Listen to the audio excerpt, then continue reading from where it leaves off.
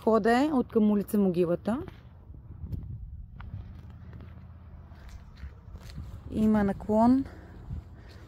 Може да се изгради рампа, на която да се паркира коли.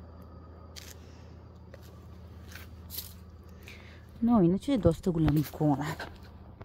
С стълбички се слиза надолу.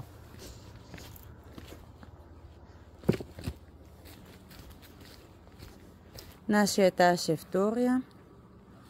Гледката е невероятна.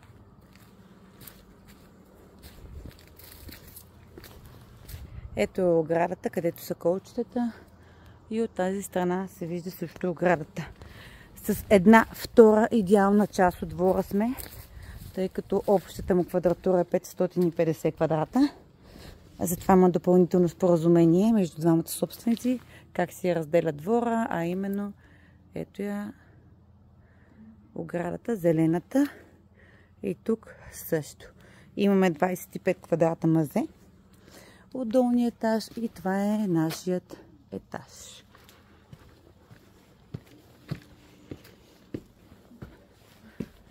Влизаме в голям коридор. Стая, баня с туалетна, още една стая, може би хол и кухня.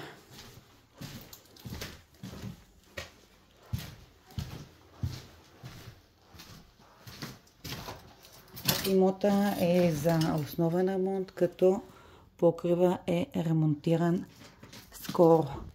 Умишлено не е затваряна.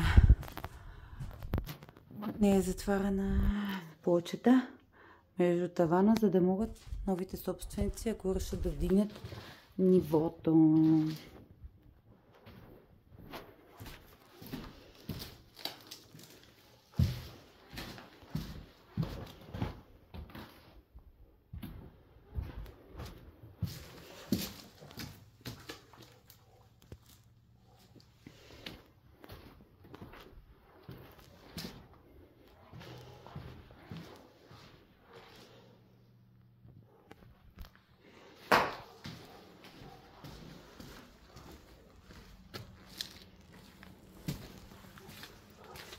Прекрасна гледка.